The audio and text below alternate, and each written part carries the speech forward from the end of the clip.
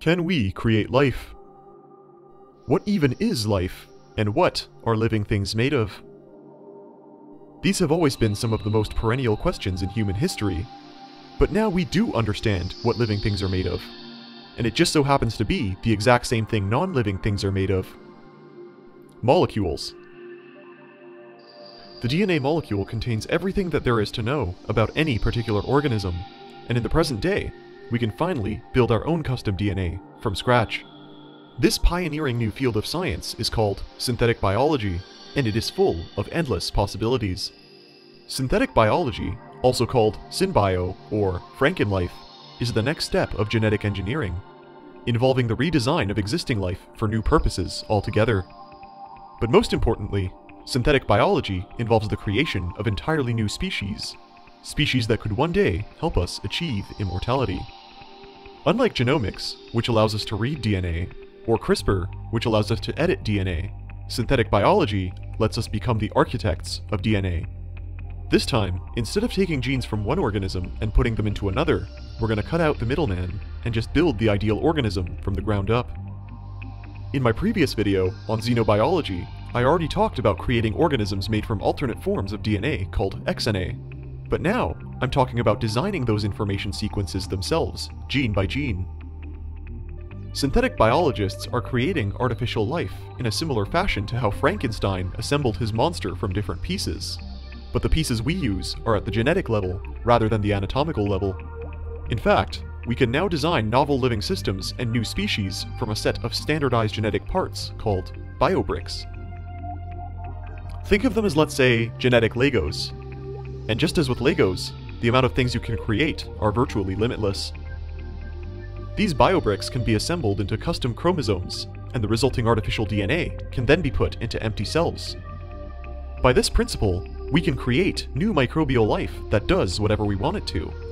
And it's the first step to programming millions of tiny biological robots that will keep our bodies healthy forever. Since there are 10 times as many bacteria cells in our bodies as there are human cells, it makes them a vast, untapped source of potential for fighting deadly disease. With synthetic biology, we can one day reprogram these bacteria into microscopic medical drones called biobots, which could then implement therapeutic effects for any disease you can imagine. We might also be able to create bacteria that can synthesize biofuels, extend life expectancy, or even excrete life-saving pharmaceutical drugs. And just as synthetic chemistry grew out of physics, synthetic biology will inevitably grow out of genetics. Dr. Craig Venter, the father of synthetic biology, has already taken the first steps to this goal. His team has spent 15 long years sequencing the DNA of bacteria and then artificially reproduced that bacteria from scratch. As a starting point, they chose to create Mycoplasma genitalium, the smallest bacterium in the world. Mycoplasma has the fewest genes of any living thing, coming in at only 1 million DNA base pairs in length. And since it doesn't have that many genes, it's not too hard to create a blueprint for one. Venter chose it as a model because he wanted to recreate an organism with the smallest genome possible, helping us understand which foundational genes are essential for survival, and then build up from there. In 2010, scientists at the J. Craig Venter Institute created an entire organism from scratch. They did this by sequencing the mycoplasma's genome and then coding it into a computer. From there, they reconstructed the entire genome with a DNA printer, along with a few biomarkers in the genetic code so they could track and identify the creature. Once they printed the genome, they injected it into an empty cell, creating the world's first artificial bacteria, appropriately named Synthia. Overall, the experiment was a success, hailed as the world's first synthetic organism whose father was a piece of computer code. The claim was backed by a paper demonstrating that Venter's new artificial cell does in fact fit the scientific definition of life, meaning it was able to survive, make energy, grow, and successfully reproduce by itself. Oh, it's alive! It's alive! It's alive! It's alive! But make no mistake, we still have a long way to go. Cynthia's genome only had 500 genes, but humans have over 20,000 genes, and we're not even sure what half of them do. Overall, even though Cynthia was artificially created in a lab, it still isn't true synthetic biology, because it was just a copy of an organism already designed by nature. However, all that is about to change. Just last year, Venter's team decided to try again, but this time with a custom genome that they designed. While Cynthia's genome was just a ripoff of mycoplasma, this new organism is a custom species, which the scientists made by deleting all of Cynthia's genes they didn't like, and only putting in the genes they considered ideal. In fact, Venter designed this new creature with as few basic genes as possible, because he wanted to see how small he could make the DNA, and still have a viable organism. Which would prove to the world that a man-made bacteria could survive in nature just as well as a natural one can. When the team finished the project, the resulting creature had the smallest genome of any known organism, and that includes all the natural ones. Dr. Venter called this new organism Mycoides JCV Syn 3.0, and it only had a mere 473 genes. However, Dr. Venter's team still don't know what 149 of those genes even do, meaning that we could possibly make one even smaller, all in the hopes of creating the first life that humans can 100% understand. Which would mean we'd have the world's first fully predictable organism, a basic foundation that we can keep adding genes to and build up to more complex life. This is because a bacteria with a large genetic code makes it harder to understand the role of each individual gene. But Dr. Venter's synthetic bacteria is just so basic that it can help us isolate every single gene and see what they all do with 100% certainty. If the bacteria dies when a gene is taken out, then scientists will know which genes make you age, and which genes make you live longer. We can then keep using trial and error until we finally get an immortal bacteria. And then, maybe a few decades later, perhaps even an immortal animal. Or dare I say it, an immortal human. Dr. Venter hopes to build his synthetic zoo using biobricks, DNA sequences that code for specific functions, like turning genes on or off. His team was able to discover these biobricks by deleting specific genes from Cynthia until she died, which then let the scientists know how much of the genome is actually useful, and how much is evolutionary junk. The researchers did this by breaking Cynthia's genome down into 101 pieces that they called cassettes. They then tried many different combinations of these cassettes until they created a synthetic bacteria that could finally survive. Discovering these biobricks is important because the genes of this bacteria are not unique to the bacteria. In fact, you could find 90% of its genes in a mouse, and many more in humans too.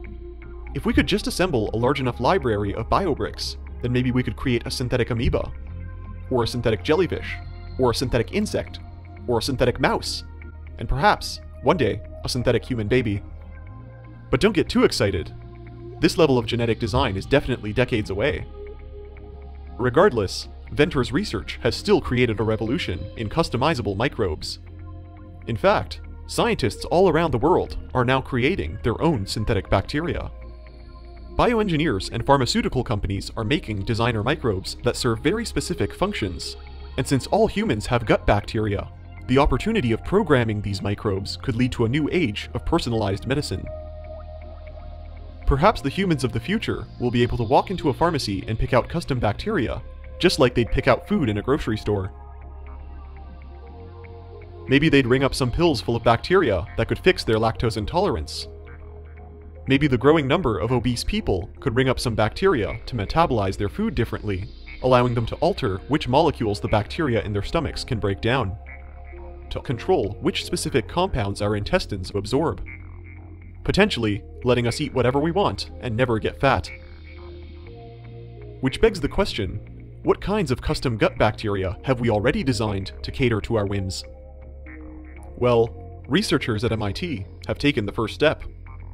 They created a Frankenstein version of Bacteroides theta iota micron. Instead of breaking down non-digestible polysaccharides, this synthetic bacteria identifies them so that we can catch and treat deadly diseases before they even show symptoms. They can identify deadly diseases like inflammatory bowel syndrome, and perhaps we could even use them to identify things like colon cancer or pancreatic cancer, the disease that killed Steve Jobs. Maybe we could also program the bacteria to make your poop glow whenever they come into contact with an unhealthy diet, which would definitely reduce the demand for doctor's visits and dietitians. But that's not all, because these biobots can also help us fight diseases in addition to identifying them. In a study published in ACS Synthetic Biology, researchers synthesized a bacteria to seek and destroy a dangerous bug called P. aeruginosa, which kills us using harmful biofilms in our lungs, gut, and bladder. P. aeruginosa could not be destroyed using generic pharmaceuticals, so instead, the scientists programmed synthetic bacteria with enzymes that could break down the biofilms and cure the disease.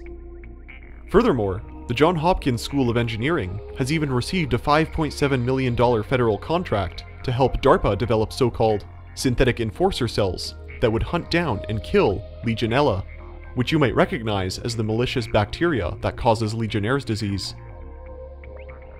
The FDA has now begun testing the efficacy of these synthetic bacteria treatments to see if they can cure these diseases without causing any trouble themselves. In theory, if we could make these bacteria survive and coexist alongside our natural gut bacteria, then it would create a revolutionary set of medical tools to help us dramatically extend human life expectancy. This led some scientists to call for a quote-unquote human microbiome project, an initiative that would sequence every species of bacteria in the human gut and figure out how they all work together. This human microbiome project could even join the Human Genome Project, the Human Transcriptome Project, and the Human Proteome Project as a systems biology approach to helping us understand how aging works. Overall, these biobots definitely sound like they could create utopia on Earth, but putting synthetic bacteria into people has never been done before, and we don't know if we could even control it. Furthermore, are these synthetic bacteria even safe? What if these symbioorganisms escape the lab, go down the drains, and get into our food? If we're going to program instructions into bacterial DNA, then we'll still need to find a way to control those bacteria with a kind of genetic switch. Because creating life is one thing, but controlling it is a whole other endeavor. Even if the bacteria do work fine at first, they can eventually become dangerous and transmit from person to person. Bioethicists are finally starting to take notice of synthetic biology as a very serious existential threat. It might be getting out of control, because there's already many online catalogs for synthetic biology components. Even biobrick construction kits can be ordered through the web. This means that people in their basements can obtain the gene fragments in the same fashion that you'd go to an auto shop to buy parts. After all, ordering biobricks from the internet would allow the assembly of a custom genetic code to become as easy as typing up a blog post. In fact, somebody, somewhere, might be doing synthetic biology in their kitchen as you're listening to this. This concept commonly evokes the possibility of three main existential risks: the superbug scenario, the green goo scenario, and the so-called BOW scenario. First of all, we have the very real possibility of a superbug pandemic. We've all seen just how dangerous bacteria can be. For example, the Black Plague, caused by the bacteria Yersinia pestis, killed 50% of population in Europe alone. It was the greatest pandemic in history, eradicating about 100 million people. This fact alone should make us very nervous about putting these creatures into our bodies.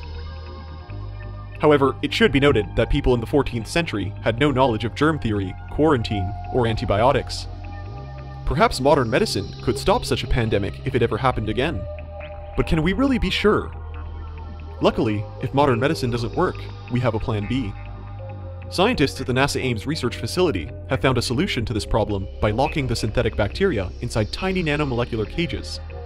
That way, the synthetic microbes can be tightly contained before we put them into people. The researchers call it a quote-unquote biocapsule, a tiny cage made of carbon nanotubes that could imprison bacteria in a limited space so that they don't replicate out of control.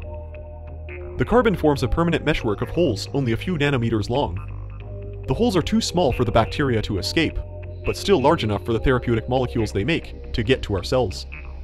But of course, this idea isn't perfect, because evolution always has a way of getting around things. Life finds a way. For example, what happens if a single bacterium escapes the biocapsule and replicates out of control? Or worse, what if it escapes the laboratory and gets into the ecosystem? Not just infecting humans, but disrupting the global food chain and causing mass ecological devastation worldwide. This danger brings us to the so-called green goo scenario, which asks if a single bacteria could escape the lab and wreak havoc all over the Earth. For example, synthetic anaerobic bacteria could potentially get into the ocean and mass replicate, releasing megaton after megaton of sulfur-based gases into the atmosphere. Maybe they'd crowd near the coastlines of California, Europe, and Australia, making the air in those regions toxic and unbreathable. Their uncontrolled replication might even create an overabundance or scarcity of fish, destabilizing ocean populations and disrupting the ecological balance of the entire world. This could create a so-called trophic cascade, initiating mass extinction of ecologically essential species, wrecking the global food chain. In fact, if the genetically engineered superbugs we make are hardy enough, they could even mass replicate exponentially and consume the face of our entire biosphere. You can't stop the green goo by nuking it, because some bacteria, like archaea, might be extremophiles and are highly resistant to radiation. However, if quarantines and biocapsules fail, we actually do have a plan C in case these synthetic organisms are released into the wild. Leading scientists around the world have called for mandatory regulations to add, quote-unquote, kill switches into the genes of synthetic organisms. A kill switch is a safety mechanism that could be turned on by certain environmental conditions outside of the lab. It's basically a genetic self-destruct button that goes off whenever the bacteria are exposed to the outside world. Another kill switch could be a gene that makes the bacteria dependent on synthetic lab chemicals to survive, meaning they will die if they aren't regularly fed specific molecules by their human overlords. This would mean that if the bacteria ever escape from the lab, they will essentially starve to death. The kill switch method seems pretty foolproof, but existential risk researchers have pointed out another problem.